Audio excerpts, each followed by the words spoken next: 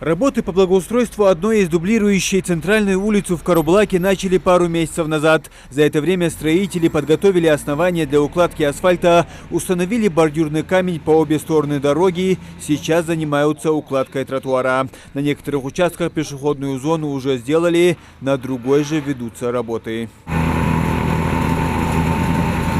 Дополнительные фонарные столбы для освещения улицы, тротуар для жителей, мусорные баки и, самое главное, гладкая дорога для автолюбителей. По словам представителей администрации, здесь проходит масштабная реконструкция, которую жители города ждали давно. Ремонт улицы проходит по проекту формирования комфортной городской среды в рамках нацпроекта «Жилье и городская среда».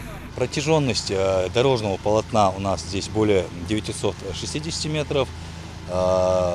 Протяженность пешеходной зоны, именно тротуаров, тут чуть больше 700 метров, так как есть кармашки и заездные, где проездные улицы, на квартирные дома эти территории у нас были исключены, но все это будет закатываться асфальтом. И 30 приборов уличного освещения будут установлены, также 10 урн, если говорить по статистике.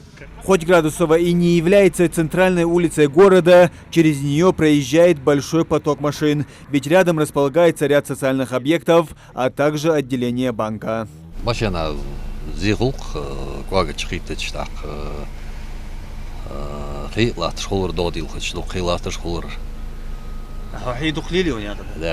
да, в школе берешь, да, банки, ну, основной, всегда цевал, да, озда халмуди, Карабулаки халмуди школыш. Улица для ремонта выбрана жителями города путем онлайн-голосования по отбору территорий для благоустройства. За ходом ремонта следит рабочая группа, но и администрация не остается в стороне. Вот за проведением самой работы у нас здесь нанят государственный технический надзор. Но несмотря на это, специалисты производственного отдела ежедневно мониторят проводимую работу, контролируют качество работы, там установка бордюрного камня, укладка толщины, асфальтобетонного покрытия, подготовка оснований и так далее. Такие работы, конечно, наш производственный отдел на постоянном контроле.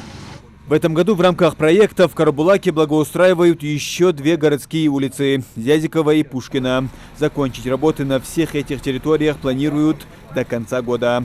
Ну а в 2023 году в рамках нацпроекта запланированы работы еще на 3 артериях. Муслим Ганиев, Магомед Дарсигов, Новости 24.